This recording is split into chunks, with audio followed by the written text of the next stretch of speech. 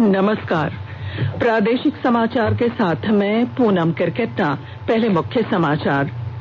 सर्वोच्च न्यायालय ने शर्तों के साथ ओडिशा के पुरी में कल रथ यात्रा निकालने की दी अनुमति। रांची में नहीं निकलेगी रथ यात्रा। राज्य में कोरोना मरीजों की संख्या बढ़कर 2112 हुई।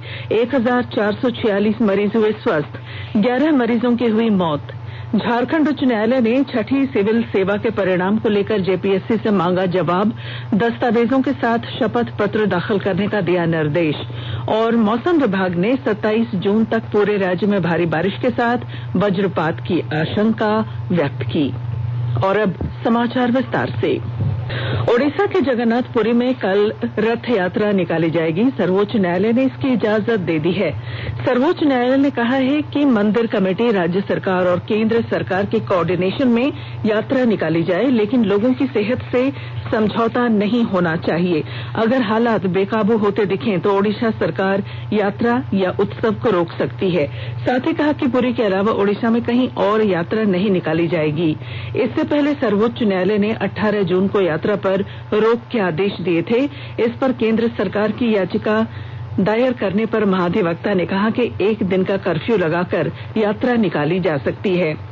ओडिशा सरकार ने भी इसका समर्थन किया था कि कुछ शर्तों के साथ आयोजन हो सकता है। पुरी पीठ के शंकराचार्य स्वामी निश्चलानंद सरस्वती ने सुप्रीम कोर्ट से अपील की थी कि इस मामले में दोबारा विचार किया जाए। इधर राजधानी रांची में जगन्नाथ मेले और रथ यात्रा का आयोजन इस वर्ष नहीं होगा। रांची के एचईसी में कल आयोजित होने वाली ऐतिहासिक रथ यात्रा का आयोजन इस बार नहीं हो सकेगा। सर्वोच्च न्यायालय के निर्देश पर कोरोना महामारी को देखते हुए ये निर्णय लिया गया है। हालांकि मंदिर में अनुष्ठान किया जाएगा, जिसमें कोई भी श्रद्धालु शामिल नहीं हो सकेगा। झारखंड में कोरोना पॉजिटिव मरीजों की संख्या बढ़कर अब तक 2112 हो गई है। वहीं 1446 लोगों ने इस बीमारी को मात दी है, जबकि 11 मरीजों की मौत हो चुकी है। आज सिमडेगा से 4, लोहरदगा से 1, देवघर से 5, हजारीबाग से 4 और रांची से 1 कोरोना पॉजिटिव मरीज मिला। देवघर में आज मिले 5 मरीजों में से 3 सारठ और 2 सारमा प्रखंड के हैं। जिला प्रशासन संक्रमित इलाकों को सील करने की कार्रवाई कर रहा है। साथ ही साथ संक्रमित मरीजों के संपर्क में आने वाले लोगों का पता लगाया जा रहा है। बंगलुरु से 81 प्रवासी श्रमिकों को लेकर श्रमिक स्पेशल ट्रेन आज धनबाद रेलवे स्टेशन पहुंची। ये सभी श्रमिक झारखंड के विभिन्न जिलों के रहने वाले हैं। उपायुक्त अमित कुमार के निर्देश पर श्रमिकों को शारीरिक दूरी बनाकर प्लेटफॉर्म पर उतारा गया और स्वास्थ्य विभाग की टीम द्वारा थर्मल स्क्रीनिंग की गई। श्री कुमार ने बताया कि सभी श्रमिकों को भोजन के पैकेट देने के बाद सुरक्षित बसों से उनके घरों के लिए रवाना किया गया। आकाशवाणी का समाचार सेवा प्रभाग आज फोन इन कार्यक्रम में कोविड-19 पर विशेष परिचर्चा प्रसारित करेगा। ये कार्यक्रम रात 9:30 से एफएम गोल्ड और अतिरिक्त मीटरों पर सुना जा सकेगा। गंगाराम अस्पताल के rheumatologist lieutenant general doctor Ved Chaturvedi इस परिचर्चा में भाग लेंगे। श्रोता स्टूडियो में हमारे टोल फ्री नंबर 1800-115767 पर फोन कर विशेषज्ञ से सवाल पूछ सकते हैं। श्रोता 011-2331-4444 पर भी अपने सवाल पूछ सकते हैं। स्वास्थ्य और परिवार कल्याण मंत्रालय ने लोगों को सलाह दी है कि वे नोवेल कोरोना वायरस से अपने को सुरक्षित रखने के लिए सभी बुनियादी एहतियाती उपायों का पालन करें और सामाजिक दूरी बनाए रखें। एक रिपोर्ट। सरकार ने कहा है कि आवश्यक वस्तुओं की पर्याप्त आपूर्ति जारी है और लोगों को चिंता करने की कोई जरूरत नहीं है। लोगों को सलाह दी जाती है कि वे आवश्यक वस्तुओं और चिकित्सा सामानों की खरीदारी करते समय धैर्य रखें और शांत रहें। आवश्यक वस्तुओं को खरीदने के लिए बार बार बाहर निकलने से बचें। साथ ही लोगों से हाथ मिलाने और गले लगने से भी बचना चाहिए। बाजार, मेडिकल स्टोर और अस्पतालों में लोग कम से कम 1 मीटर की दूरी बनाए रखें। घर पर गैर जरूरी सामाजिक समारोह से बचा जाना चाहिए और घर पर मेहमानों को नहीं बुलाना चाहिए। लोगों को अपनी आंख, नाक और मुंह छूने से बचना चाहिए और लगातार हाथ साफ करते रहना चाहिए। हाथ को दोनों तरफ से कम 20 सेकंड तक रगड़कर धोना चाहिए। यदि कोई व्यक्ति खांसी या बुखार से पीड़ित है तो वह दूसरों के संपर्क में आने से बचे और डॉक्टर से तुरंत परामर्श ले। स्वास्थ्य मंत्रालय ने कोरोना वायरस के बारे में जानकारी के लिए एक टोल फ्री नंबर 1075 जारी किया है। इधर राज्य सरकार की ओर से भी कई दिशा निर्देश जारी किए गए हैं। इस सिलसिले में सरकार ने हेल्पलाइन नंबर 181 जारी किया है। सरकार ने कहा है कि कोरोना वायरस से संदिग्ध तौर पर संक्रमित कोई व्यक्ति पाया जाता है तो इसकी सूचना 0651 जो रांची का कोड है और टेलीफोन नंबर 2261-000 तथा 2261-002 के अलावा फैक्स नंबर 2261-856 और मोबाइल नंबर 9955837428 पर दी जा सकती है। आकाशवाणी रांची भी आपसे अपील करता है कि कोविड-19 के संक्रमण से बचने और अन्य लोगों को सुरक्षित रखने के लिए कृपया घर पर ही रहें और सरकारी दिशा निर्देशों का पालन करें। नीति आयोग आगामी 24 जून को अंतर्राष्ट्रीय परिवहन मंच ITF के सहयोग से भारत में डीकार्बनाइजिंग परिवहन परियोजना की शुरुआत करेगा। इसका उद्देश्य भारत के लिए कम कार्बन वाली परिवहन प्रणाली का मार्ग प्रशस्त करना है। भारत 2008 से ITF का सदस्य है। सूचना और प्रसारण मंत्री प्रकाश जावड़ेकर ने कान फिल्म मार्केट 2020 में भारतीय पैवेलियन का ऑनलाइन उद्घाटन किया। उद्घाटन सत्र को संबोधित करते हुए श्री जावड़ेकर ने कहा कि सरकार ने देश में अंतर्राष्ट्रीय फिल्मों की शूटिंग के लिए जल्द और आसानी से अनुमति देने के लिए फिल्म सुविधा केंद्र की पहल की है। उन्होंने वैश्विक फिल्म निर्माताओं से भारत में फिल्मों की शूटिंग करने और वैश्विक बाजार के लिए फिल्में बनाने का आह्वान किया। आकाशवाणी के ताजा तरीन समाचारों के लिए आप हमारी वेबसाइट newsonair.com पर लॉग ऑन कर सकते हैं। ताजा समाचार ट्विटर @AIR News Alerts और Facebook page all India radio news पर भी उपलब्ध हैं। आप प्रादेशिक समाचार एकांश के ट्विटर अकाउंट @news_रांची और Facebook page AIR News Ranchi के अलावा YouTube channel regional news unit Ranchi पर भी हमारे बुलेटिन सुन सकते हैं। प्रादेशिक समाचार आप आकाशवाणी रांची से सुन रहे हैं। झारखंड उच्च न्यायालय ने छठी JPSC के परिणाम को चुनौती देने वाली याचिका पर आज सुनवाई करते हुए झारखंड लोक सेवा आयोग से जवाब मांगा है।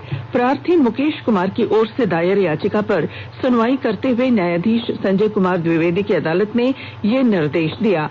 सुनवाई के दौरान प्रार्थी की ओर से अदालत को बताया गया कि JPSC ने जो परिणाम जारी किए हैं उसमें कई त्रुटियां हैं। आयोग ने कुल प्राप्तांक के आधार पर मेधा सूची तैयार कर परिणाम जारी किया है, जबकि उसे नियमानुसार प्रत्येक पेपर के क्वालिफाइंग मार्क्स के आधार पर मेधा सूची तैयार कर परिणाम जारी किया जाना चाहिए। सुनवाई के बाद अदालत ने आयोग को दस्तावेजों के साथ शपथ पत्र दाखिल करने का निर्देश दिया। हजारीबाग में पुलिस ने कई कंपनियों से PLFI के नाम पर लेवी वसूलने वाले 3 अपराधियों को गिरफ्तार किया है।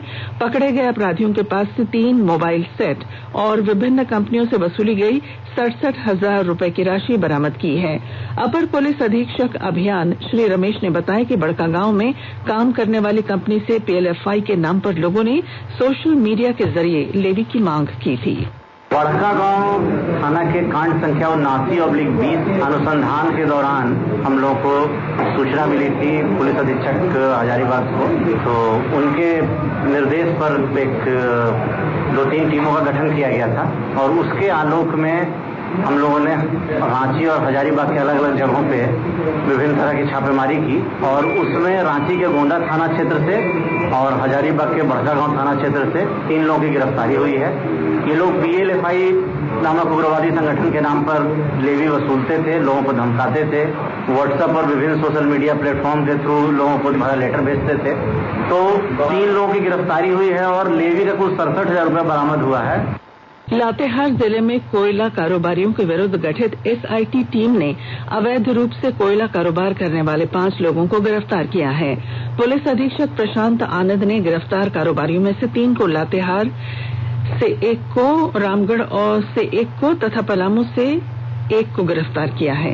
उन्होंने बताया कि कारोबारियों के पास से दर्जनों स्टैंप, मोबाइल और कंप्यूटर सेट बरामद किए गए हैं। राज्य के ग्रामीण विकास मंत्री आलमगीर आलम ने पाकुड़ जिले में भवन निर्माण कार्य से जुड़े सैकड़ों श्रमिकों के बीच पैंट, शर्ट और साड़ियों का वितरण किया। इस दौरान श्री आलम ने कहा कि कोरोना संक्रमण को लेकर लॉकडाउन के दौरान भी राज्य सरकार ने न केवल प्रवासी मजदूरों को सकुशल घर लाने का काम किया, बल्कि उन्हें रोजगार मुहैया कराने की दिशा में भी पूरी संवेदनशीलता के साथ काम किया है। जब पूरी दुनिया में कोविड-19 की महामारी चल रहा है, भारत में अछूता नहीं है, न झारखंड में अछूता। और इस कोविड-19 के ये महामारी आने के पश्चात जिस तरह हमारे यहाँ के मजदूर दूसरे राज्य में चले गए, मुझे हम लोग को पता भी नहीं, सरकार को पता भी नहीं था, लेकिन हमारी सरकार ने एक पहल किया कि कोई भी अगर लोग अपने काम काज के लिए, अपने पर्यटन के लिए, अपने घर परिवार को चलाने के लिए 12 लाख अगर जाते हैं तो निश्चित तौर पर ग्राम पंचायत में अपना रजिस्ट्रेशन कराएं। केंद्र सरकार के किसान सम्मान निधि योजना तथा अनुदानित दर पर उत्तम बीज का लाभ उठाकर जामताड़ा जिले के किसान कृषि कार्य में जुट गए हैं। मानसून की बारिश के बाद किसान खेतों को तैयार करने में युद्ध स्तर पर जुट गए हैं। किसानों को उम्मीद है कि इस वर्ष अच्छी फसल होगी और वे आत्मनिर्भर बन सकेंगे। संगल राय दक्षिण बाल पंचायत हम लोग किसान क्रेडिट से पैसे उठा रहे हैं 2-3 बार 2000 करके। हम लोग मकई लगाए हैं, लाहिर लगाए हैं, वो जो भी चीज लगा रहे हैं किसान के लिए, और मोदी जी के धन्यवाद। मेरा नाम कन्हैया राय है, ग्राम दक्षिण पंचायत दक्षिण बाल, ग्राम बोधवान। मुझे पीएम किसान निधि से 2000 रुपये का किस्त मिल रहा है। इससे हम धान, बीज, खाद, मकई, भिंडी ये सब का खेती कर रहे हैं। पीएम किसान हम लोगों के लिए अच्छा सुविधा दिया है। 2000 रुपये करके साल में 3 किस्त मिल रहा है।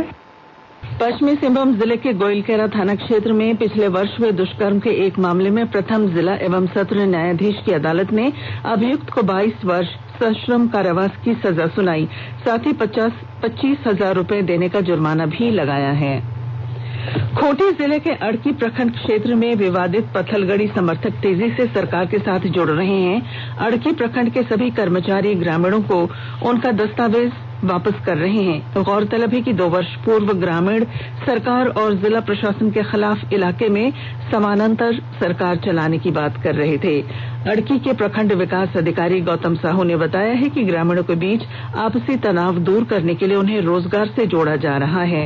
उन्होंने बताया कि प्रभावित गांवों के लगभग 1000 ग्रामीणों ने अपना राशन कार्ड, आधार कार्ड और वोटर आईडी कार्ड वापस ले लिया है। झारखंड के हर जिले में मानसून अब पूरी तरह से सक्रिय हो गया है। रोजाना ही तकरीबन हर क्षेत्र में औसत से ज्यादा बारिश हो रही है। राजधानी रांची में हल्के मध्यम दर्जे की बारिश जारी है। मौसम विभाग ने अगले 24 घंटों में रांची, बोकारो, गुमला, हजारीबाग, खूंटी, रामगढ़, पूर्वी और पश्चिमी सिंहभूम, सिमडेगा और सरायकेला खरसावां के कई हिस्सों में भारी बारिश की संभावना जताई है। और अब बुलेटिन के आखिर में संक्षिप्त खबरें। राज्यपाल द्रौपदी मुर्मू से भारतीय वन सेवा के प्रशिक्षु अधिकारियों ने आज राजभवन जाकर मुलाकात की। मुख्यमंत्री हेमंत सोरेन से आज Adivasi social education and cultural association पूर्वी सिंहभूम के सदस्यों ने मुलाकात की। उन्होंने संताली एकेडमी का निर्माण, संताली भाषा को राजभाषा का दर्जा, संताली शिक्षकों की नियुक्त संताली शिक्षकों को समय पर वेतन और संथाल बहुत क्षेत्र में कक्षा 1 से पीजी तक की पढ़ाई संथाली भाषा में ही कराने संबंधी मांग पत्र सौंपा। और रांची जिले के मांडर थाना क्षेत्र के मांडर बेड़ो पथ पर नारो पेट्रोल पंप के निकट आज सवेरे एक ऑटो के पलट जाने से एक महिला की घटनास्थल पर ही मौत हो गई और कई अन्य घायल हो गए। और अब बुलेटिन के आखिर में मुख्य समाचार एक बार फिर। सर्वोच्च न्यायालय ने शर्तों के साथ ओडिशा के पुरी में कल रथ यात्रा निकालने की दी अनुमति। रांची में नहीं निकलेगी रथ यात्रा। राज्य में कोरोना मरीजों की संख्या बढ़कर 2112 हुई। 1446 मरीज हुए स्वस्थ। 11 मरीजों की हुई मौत। झारखंड उच्च न्यायालय ने छठी सिविल सेवा के परिणाम को लेकर जेपीएससी से मांगा जवाब। दस्तावेजों के साथ शपथ पत्र दाखिल करने का दिया निर्देश। और मौसम विभाग ने 27 जून तक पूरे राज्य में भारी बारिश के साथ वज्रपात की आशंका व्यक्त की। और इसके साथ ही आकाशवाणी रांची से प्रादेशिक समाचार का ये बुलेटिन समाप्त हुआ। नमस्कार। घर में रहिए, सुरक्षित रहिए और सुनते रहिए आकाशवाणी।